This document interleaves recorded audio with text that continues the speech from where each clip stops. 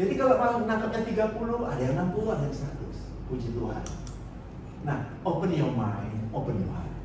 Supaya Tuhan itu very clear di dalam pikiran itu, clear gitu. Nah, ini pengalaman yang saya alami ya. And then kita continue. Nah, ini.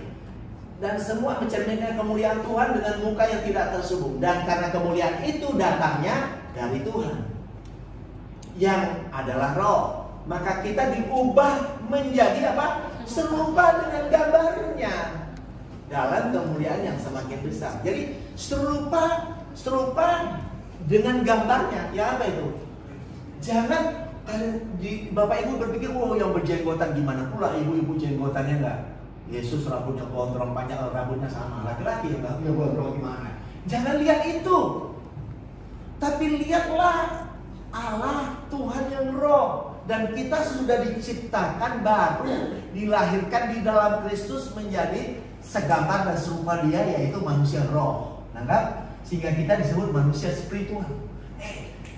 Ada orang muslim aja berani ngomong, ada seorang, saya masukkan di YouTube CCM itu, seorang laki-laki, orang muslim berani berkata, kita ini bukan orang berdosa, kita bukan begini. Kembalilah ke fitrahmu, sang rohnya Tuhan. Kita ini manusia spiritual.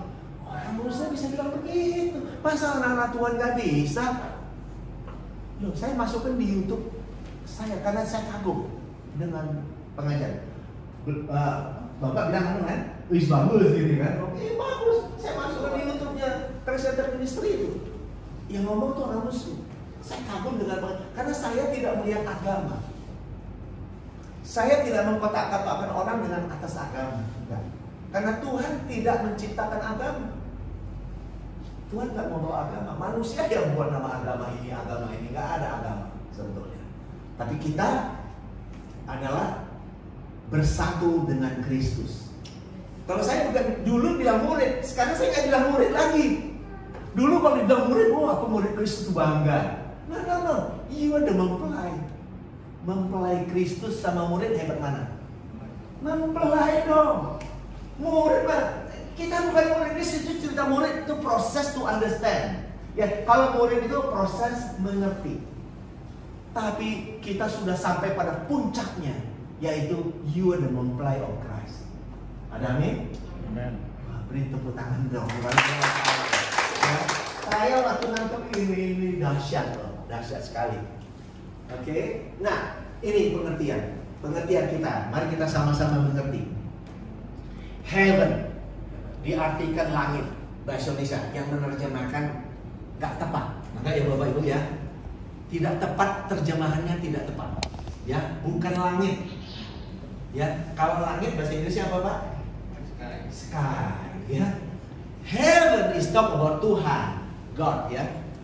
Jadi heaven ini berbicara sorga. Sorga itu berbicara Tuhan itu sendiri. Ya.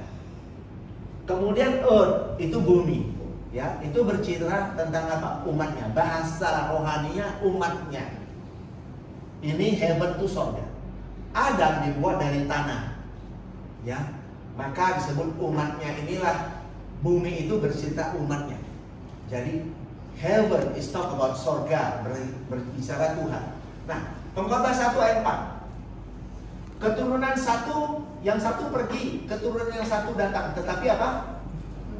Bumi tetap ada. Nah, bumi mau diartikan fisik atau umatnya tetap ada. Jadi dunia kiamat nggak, Bapak Ibu? Hah? Dunia akan kiamat nggak? Ada lagunya bilang dunia akan kiamat, lagu TV Sandora dulu.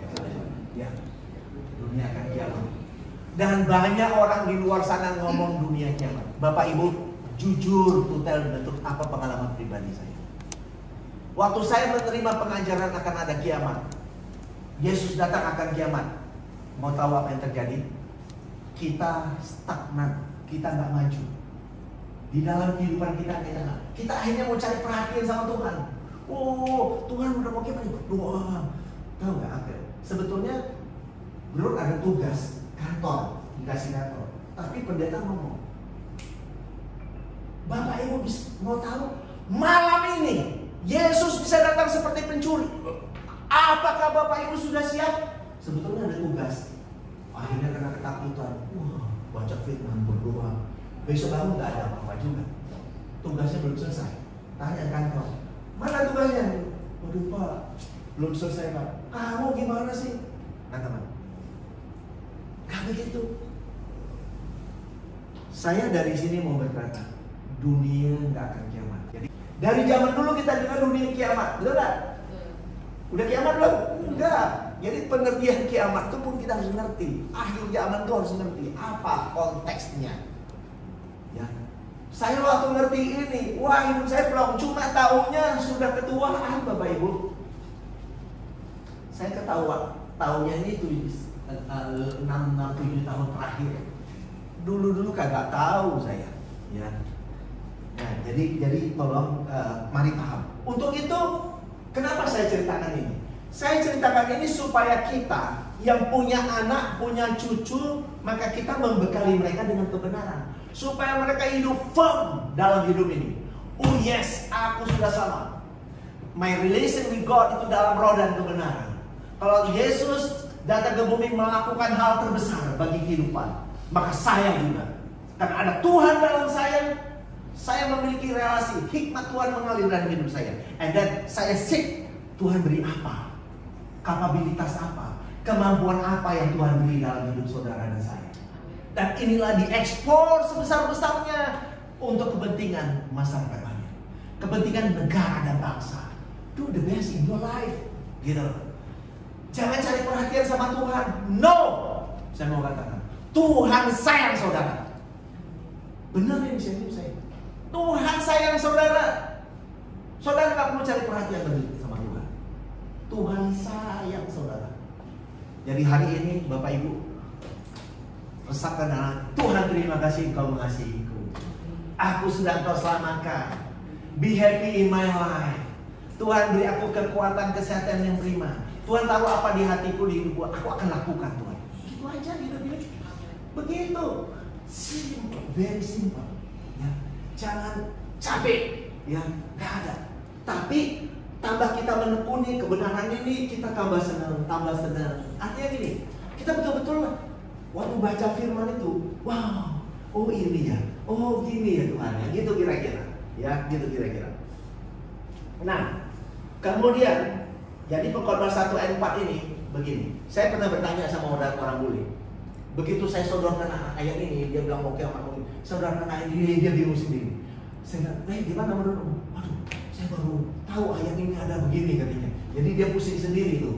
Ya benar. Ada orang bule nikah sama orang Indonesia dari Jakarta. Dia sendiri baca ini pusing sendiri dia. Karena dia mau nunggu kiamat dunia katanya. Dia baca ini dia pusing sendiri.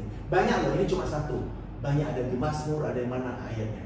Nah, kalau kita baca di Alkitab, Tuhan menciptakan langit dan bumi.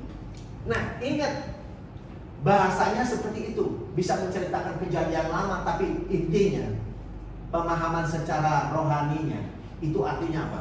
Artinya ini, Tuhan membuat perjanjian, covenant, relasi antara Tuhan dengan umatnya. Ini artinya, waktu di Mesir, waktu bangsa Yahudi di Mesir, Tuhan membuat perjanjian kepada dirinya dengan umatnya, betul nggak? Supaya bagaimana membawa orang Israel keluar dari Mesir perbudakan menuju tanah Kanaan. Nangkap ya? Ini domain pentingnya, gitu kira-kira. Jadi ini perhatikan ayat 5 ini, yang nomor 5, perhatikan baik-baik Bapak Ibu. Menantikan janji, ya, sorga yang baru dan bumi yang baru, ya. Nah, 2 Petrus 3 ayat 13. Tetapi sesuai janjinya, kita menantikan apa? Langit yang baru dan bumi yang baru, ya, sorga yang baru dan bumi yang baru, di mana terdapat apa? Kebenaran. Kebenaran itu talk about apa? Kristus, toh. Kebenaran itu Kristus, cuma Kristus kebenaran. Nah, ini ditulis Bapak Ibu, ingat ya. Ini 2 Petrus 3 ditulis, ya. Ini sebelum tahun 67 Masehi. Karena Paulus meninggal di tahun ini.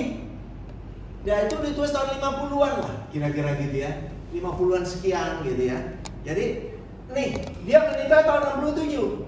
Nah, kenapa katakan kita menantikan? Nah, jadi gini, kalau kita menantikan, jangan di pikiran kita. Kita juga masih menantikan. Nah, ini ada namanya Bro Herianto, itu luar biasa. Luar biasa dia cerita begini, waktu dia sharing. Sekarang kita baca koran Kompas hari ini. Koran Kompas hari ini, Bu, ya kita baca. Presiden akan meresmikan pabrik gula terbesar di Asia. Ya, akan diresmikan tanggal sekarang tanggal berapa nih? Tanggal 11. Bapak Presiden akan meresmikan pabrik gula terbesar di Asia di ini tanggal 11. Terus kita baca ini, nanti dibaca anak cucu kita tahun 2200. Lama ya, dia baca. Presiden akan meresmikan. Oh iya, masih akan, belum terjadi kok. Ini katanya akan, ini akan. Gimana? Nah, itu banyak orang baca firman Tuhan kayak begitu lah. Kok ada kata akan? Oh ini masih akan. Akan. Jadi belum terjadi. Akan. Padahal itu sudah lewat.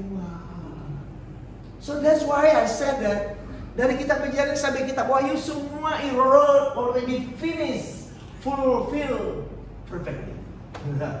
Sempurna Tuhan telah melakukan. Jangan bilang gini, Pak masih ada air mata Pak, Pak masih sedih Pak.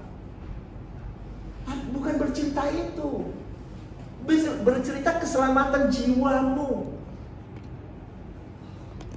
Berbicara happiness, your relationship with God. Itu ceritanya. Nah kita merasakan itu nggak, mengalami itu. Bukan cerita badan kita ini, no. Walau jiwa kita ada di badan ini, gitu ya. Nanti kita bisa cerita lebih dalam. Ya. Nah yang dinanti-nantikan ini sebetulnya apa? Inilah yang ditunggu-tunggu kejadian yang dinanti-nantikan di Alkitab. Fokus itu terfokus kepada kejadian. Satu kejadian yang besar terjadi di tahun 70 Masehi. Itulah kalau di situ ada kata nanti, akan hari Tuhan, akan begini. Itu semua terjadi di tahun 70. Itulah klimaksnya. Disitulah hari penghakiman. Disitulah murka Allah dicurahkan. Maka antikris. Siapa antikris? Antikris itu ya jelas. Para imam, orang Farisi, ahli Taurat, itu yang antikris. Mereka yang antikris. Dan mereka itu semua sudah dihakimi, sudah dihukum. Dan mereka benar-benar dibakar di neraka. Wah, Bapak Ibu. Dan apa yang dikatakan di Alkitab itu semuanya sudah terjadi kepada bangsa Yahudi pada zaman itu. Sekarang saya mau bertanya, Bu, kalau yang diselamatkan itu jiwa kita. Apa hubungannya jiwa kita sama api neraka yang menyala-nyala? Dan apa hubungannya jiwa saudara yang diselamatkan dengan surga yang lantainya emas? Ada hubungan? Ada hubungannya, Bu? Pengalaman saya menginjili anak-anak muda, bertanya sama anak muda. Oh, nggak ada hubungannya loh. Oh, pintar loh. Orang-orang muda itu pintar loh. Jadi keselamatan jiwa nggak ada hubungannya dengan surga yang lantainya emas. Nggak ada hubungannya dengan neraka yang apinya menyala-nyala. Neraka yang apinya menyala-nyala sudah terjadi di tahun 70. 6 bulan lamanya api itu menyala-nyala di Gehenna, di lembah Hinon, di selatan kota Yerusalem. Semua waktu itu yang dikatanya sepertiga sama ekor si ular itu, sepertiga bintang disapu habis. Artinya apa? Jangan terus pikiran kita jangan dimenyelisih kita. Oh, nanti akan ada peperangan di surga. Iblis itu nanti ekornya akan mencapai sepertiga bintang yang di langit. No. Kalau dia katakan sepertiga bintang di langit akan kena ekornya, itu artinya keturunan orang Israel. Ya, keturunanmu akan seperti bintang di langit dan pasir di laut, betul gak? Itu berbicara itu. Jadi artinya apa? Orang Israel waktu itu mati, banyak yang meninggal. Ada yang melarikan diri, nggak kena. Nah itu yang disebut imamat rajani. Ya. Yang tidak kena waktu tahun 70 itu terjadi, nah gini, tahun 70 itu di klimaks. Kota Yerusalem di bumi hanguskan, bait suci Allah diruntuhkan. Nah disitulah kejadiannya. Itulah titik klimaks pengajaran, poinnya itu. Nah setelah titik itu kita switch masuk ke zaman baru. Nah zaman baru inilah yang disebut langit baru, bumi baru. Oke ya. Sejak tahun 70 Masehi, secara de facto orang memahami kita masuk di zaman baru. Nah di kitab Matius 24 ada dikatakan ini bukan ini masuk ke siksaan-siksaan, ini baru awal sebelum memasuki zaman baru. Jadi zaman baru itu setelah siksaan itu. Jadi Bapak Ibu jangan lagi berpikir begini, oh nanti akan ada masa 3,5 tahun siksaan, siksaan berat, siksaan besar nanti. No, itu sudah terjadi. Apa siksaan berat yang paling mengerikan? Yang sudah terjadi sesuai kitab Ratapan 2 ayat 20, kitab Ratapan 4 ayat 10 apa? Ibu-ibu dengan tangannya sendiri motong bayinya, manggang bayinya dan makan. Itu sudah terjadi. Orang makan kulit sepatu, makan rumput, karena nggak ada makanan di kota itu waktu itu. Terjadi peperangan yang dahsyat. Gudang logistik semua dibakar habis. Gak ada makan apa-apa. Sampai ibu-ibu tuh, daripada kau gini-gini anakku, lebih bagus kau jadi santapanku. Lu bayangin. Kira-kira 50 tahun ke depan, 70 tahun ke depan, 100 tahun ke depan, ada gak ibu-ibu motong bayinya? Gak ada. Itu dia kan di Matius 24 ayat 21 katakan, itu kejadian. Masa aniaya besar yang belum pernah terjadi dan tidak akan pernah terjadi lagi. Dan itu sudah terjadi. Nanti silakan buka, baca bukunya Fakta Sejarah. Seorang sejarawan namanya Josephus. Tulis saja, diketik di ini. Ya, Josephus pakai H ya ada. Nanti Josephus eat baby. Tulis saja gitu di Google. Keluar semua tulisannya. Ya, keluar terus. Dia menuliskan sesuai dengan apa yang ada di Alkitab. Kira-kira begitu ya. Jadi jangan kita menghayal, berimajinasi akan terjadi hal itu. Kalau kita ngajarkan itu kepada orang, kepada generasi, itu cuma nakut-nakutin Bapak Ibu. Nakut-nakuti generasi kita sehingga generasi kita tidak maksimal dalam hidup. Karena dia hidup dalam ketakutan. Akan ada masa aniaya besar. Wah, ada tribulasi besar, gini-gini. Jadi dia akhirnya cari perhatian sama Tuhan. Nanti kita akan diumpatkan Tuhan di mana? No, nggak ada begitu, nggak begitu. Yang saya mau katakan nggak begitu. Ya. Nah, jadi ini Wahyu 11. Coba perhatikan baik-baik Bapak Ibu. Kita sama-sama baca. Ya, kita sama-sama baca ya Bu. Keluar suaranya. Kita baca Wahyu 11 ayat 1 dan 2 ini. Ayat 1, 2, 3. Kemudian diberikanlah kepadaku sebatang bulu seperti tongkat pengukur rupanya, dengan kata-kata yang berikut: bangunlah dan ukurlah bait suci Allah yang dan mesbah dan mereka yang beribadah di dalamnya. Tetapi kecualian pelataran bait suci yang di sebelah luar, jangan engkau mengukurnya, karena ia telah diberikan kepada bangsa-bangsa lain, dan mereka akan menginjak-injak kota suci 42 bulan lamanya. Nah, ingat waktu Yohanes menulis ini, bait sucinya masih ada nggak? Bait suci masih ada nggak? Masih berdiri gagah. Tapi ingat dia bilang, lu ukur bagian dalam, jangan bagian luarnya ya, karena bagian luarnya sudah dikuasai oleh bangsa lain, diinjak-injak selama berapa? 42 bulan, 3,5 tahun. Inilah dia bilang masa aniaya besar itu. 3,5 tahun diinjak-injak. Nah, kalau di sekolah teologi ya ditanya, oh, kitab Wahyu ditulis berapa? Semua orang tamatan sekolah teologi dengan kompak menjawab, tahun 98 Pak, 96-98. Itulah melencengnya seperti itu. Tapi kalau kita jujur mau melihat, baca Alkitab. Nah ini kalau kita baca, ini dia bilang, jangan ya, jangan bagian luarnya karena sudah diinjak-injak 42 bulan atau 3,5 tahun oleh bangsa lain. Artinya apa? Bait ini yang diomongkan ini hancur tahun 70. Tahun 70 musnah kota Yerusalem di bumi hanguskan. bait suci Allah hancur. Artinya apa? Kitab Wahyu ditulis sebelum tahun 70. Maka kitab Wahyu ditulis tahun 60, antara tahun 65 sampai tahun 68. Makanya kalau dibaca di kitab Wahyu, waktunya sudah dekat. Masa waktu dekat ribuan tahun? Dekat itu maksudnya kehancurannya waktu itu, gitu. So jangan kita menghayal, memikirkan, memanipulasi firman dengan pikiran kita. No, jangan. Ya, next ya. Nah ini yang sering baca, ya. 6, saya bikin 6. Lenyap langit dan bumi. Apa artinya? Lenyaplah langit dan bumi. Ya, apa itu? Nah, dikatakan sini. Maka itu artinya ikatan perjanjian lama, ya. Nanti di kitab Wahyu disebut langit pertama, bumi pertama. Jadi kalau dibilang lenyaplah langit dan bumi, artinya apa? Artinya ini, ikatan perjanjian lama, ya, ikatan perjanjian lama lenyap, ditandai dengan runtuhnya bait suci Allah, hancur di tahun 70 ini, hancur tahun 70. Maka Matius 5 ayat 17 berkata, ya, janganlah kamu menyangka bahwa aku datang untuk meniadakan hukum Taurat atau kitab para nabi. Aku datang bukan untuk meniadakannya, melainkan apa? Untuk menggenapinya. Jadi Kristus datang sampai mati di kayu salib menggenapi hukum Taurat. Maka harus ada darah yang dicurahkan. Karena sebelumnya hukum Taurat itu motong binatang kan?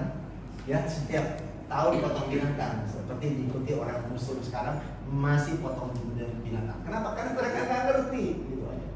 Ya. Nah, kemudian ayat 18 bilang, karena aku berkata kepadamu sesungguhnya.